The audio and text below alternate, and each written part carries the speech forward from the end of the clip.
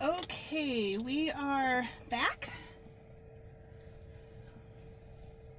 So we are going to put our brake on to get out of park.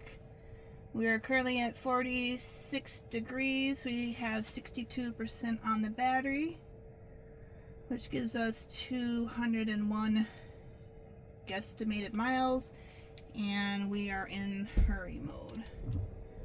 So I'm going to I turned it a little bit. Let's see if it will start from, oh good, look at that. Okay.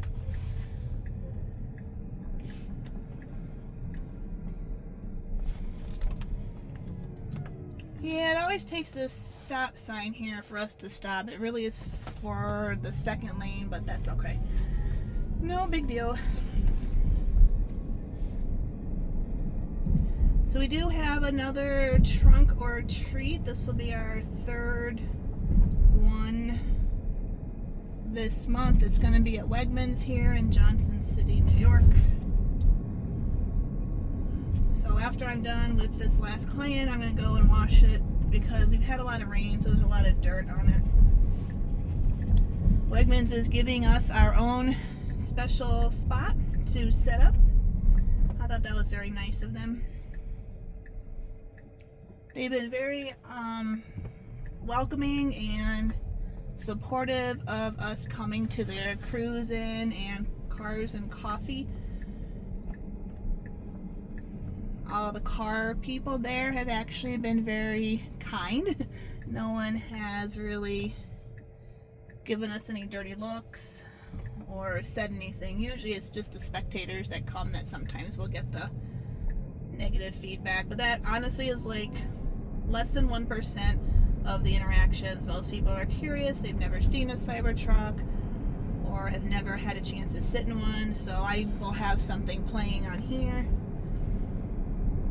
and we let people sit in it and feel it and ask questions. And Jeff made this huge sign that has all like the specs on it, or most of the specs, that we put in the frunk with the frunk up so that people can read it. And then we encourage questions and comments. I think sometimes the only way to get rid of a lot of the negative on EVs is to talk to someone who owns an EV. Not all EVs are created the same. I can only speak to the Cybertruck and Tesla's tech. But they're always pleasantly surprised on information that they thought was true that really is not true. And of course I get the same kind of common questions. How many miles do you get on a charge? How fast is a charge? How far can you get? So I answer those, and a lot of times they'll come away going, oh, I didn't realize that. So that I like to hear. So if you can educate one person at a time, the person will tell somebody that will tell somebody. So it's just a lot of education needs to be done on EVs. Not trying to convert anybody to an EV. I don't care if you have one or not. I've got gas cars and sports cars and SUVs I have. This is just one more in my collection that I have. I've always wanted an EV for the technology of it. Tesla has the best tech out there. Full self-driving, that was the other reason I went with Tesla. I love the full self-driving. So yeah, so obviously we're kind of caught it at the end of the car season here. So we'll, hopefully pick it back up in the spring. There's also Watkins Glen has an opening day where you can take your car or truck or whatever and race it on the track. We did that in the Corvette. That was a lot of fun. So I think this year we're gonna try to, if it works out scheduling wise, we're gonna try to get this up to Watkins Glen track.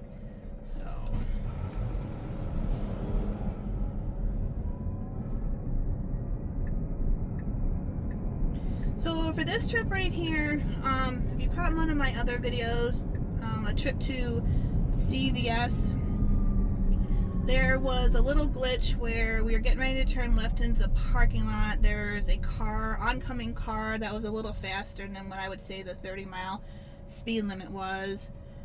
The Cybertruck hesitated because I think it realized once it started to turn that that car was going a lot faster, and it certainly has the power to go ahead and get across, but it sort of stopped. So what we ended up doing was sort of taking over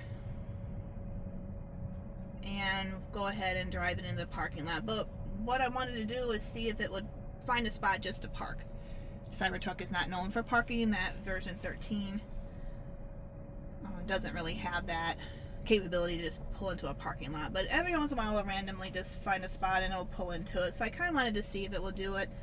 So I'm going to take it to CVS first, and then from there we'll head to my next client. We'll see if those road closures that we encountered last time, that blue car almost ran that white one over.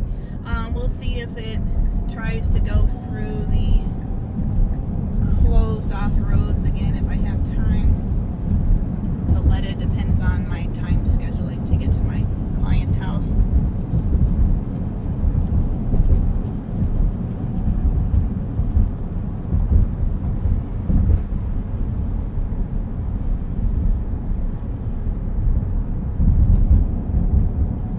So it slowed down nicely to let that car in. That was perfect.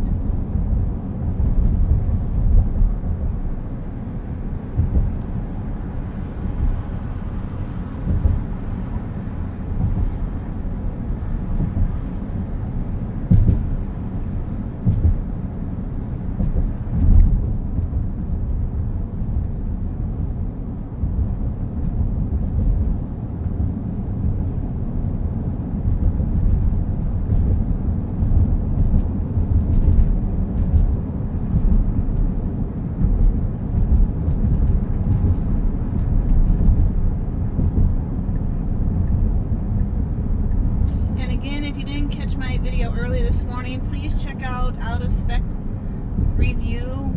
There's Kyle O'Connor and Chris from Dirty Tesla. They're discussing the version 14.1.4. I thought it was an awesome video, very informative, a lot of good questions, a lot of good conversation, and that was released this morning.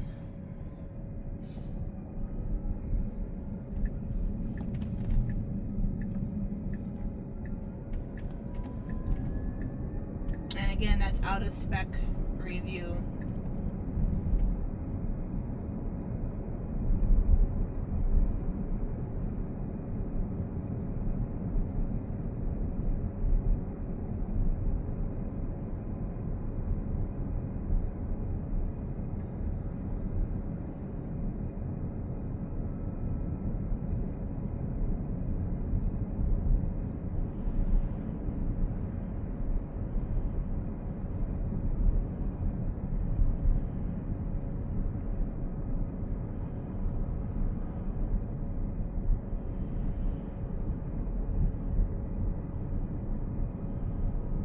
So when I took delivery of the Cybertruck in Oneida, New York, which is at Turning Stone Casino, it had 7 miles, and I am currently at 2,351 miles.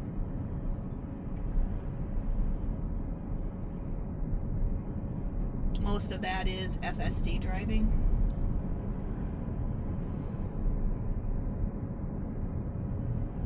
It is a really, really fun car just to drive.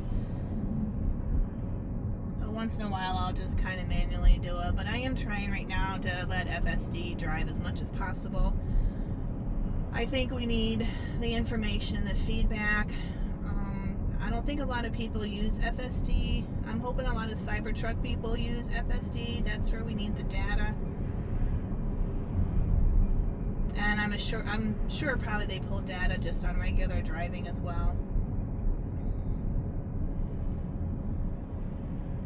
Alright, we are coming up on CVS, and we'll see if I did this right. Oh, okay, this is good. There's no one behind us, which is even better. Okay, it's taking, I don't know what it's doing. Is it taking, okay, it's taking this first one. Last time it took the further entrance down there. Okay, there's a truck over here to the left. This might completely throw us off. I wish this guy would just move, but he's staying there. Alright, that was nicely handled. And nothing coming that way.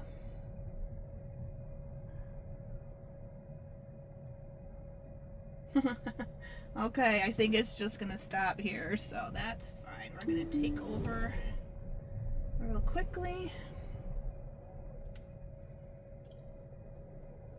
Make sure there's nobody around. We are going to reverse it. I'm gonna put it this way. Let's see what if it will take the back road to this house. Or so that's twice today it did not park. So like I said, it does not really have the option to actually park.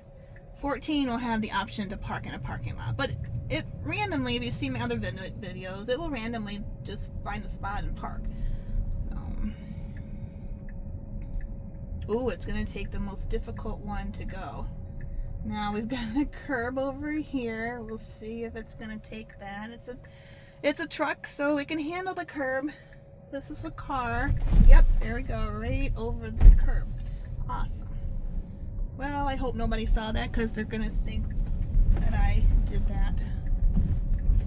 Alright, we've got a left on Riverside Drive. And this will be interesting because this is gonna be extremely busy road. We are clear to the left. We do have a jogger, pedestrian. It is extremely good at watching for pedestrians. It really does a wonderful job. To the right we are, oops, sorry, let's put that up so you can see it. To the right we are clear after this truck. We're clear to the left, but not clear to the right.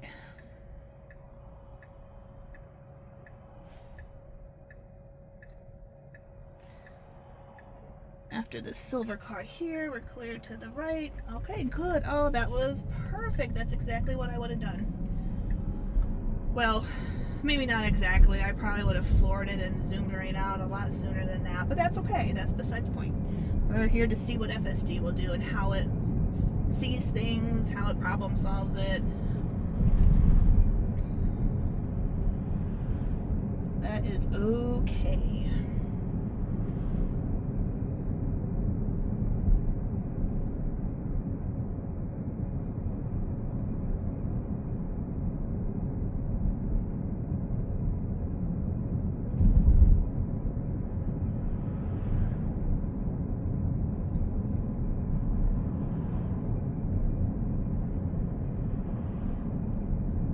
We do have a line of cars. There is one car behind us.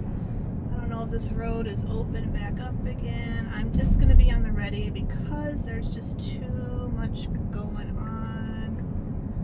Is this still closed? Yes, it is. Okay.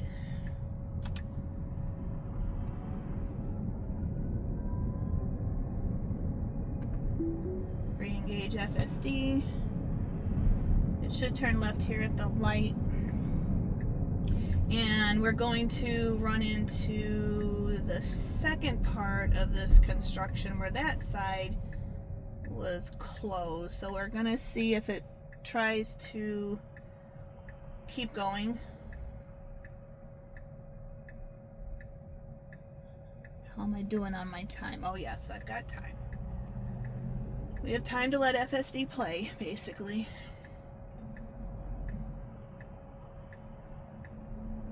Alright, this truck is turning left. There is a van behind it, or a truck behind it. There is another car behind it. Steering wheel is turning a little bit. It's getting ready. And it can go. Oops, nope, not yet. Corvette coming. All right, now it will go. Perfect. That was nicely done. Me personally, I obviously would have gone a lot sooner than that, but that's okay. Today's goal, let's just see how FSD plays well with others in the sandbox. Okay, we're turning left here.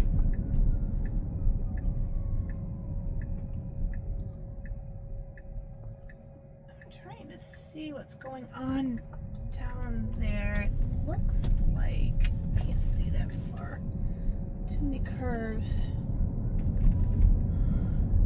I don't know, it looks like they've opened this back up again. Okay.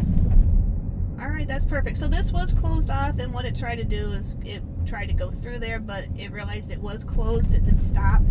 I have a video on that before. And then it tried to go between two construction type areas. So this is a four-way stop. Oh, see, it sees a pedestrian. That's perfect. Let's see, it's wait, good. Okay. So see, that's what it'll do. It's so super aware and sensitive to pedestrians. The guy was walking. It wasn't sure, maybe it wanted to cross, so it will wait. A normal driver would be able to tell, no, that person, I've got plenty of time, I can go ahead and turn. This one's super cautious, wanted to see where it was going, wanted to see what it was doing. So, all right, I am going to take over here because I have to turn around to park for where my client is on the other side. So, all right, thank you guys for watching. Like, subscribe, and we will catch you on the next one. Have a great day.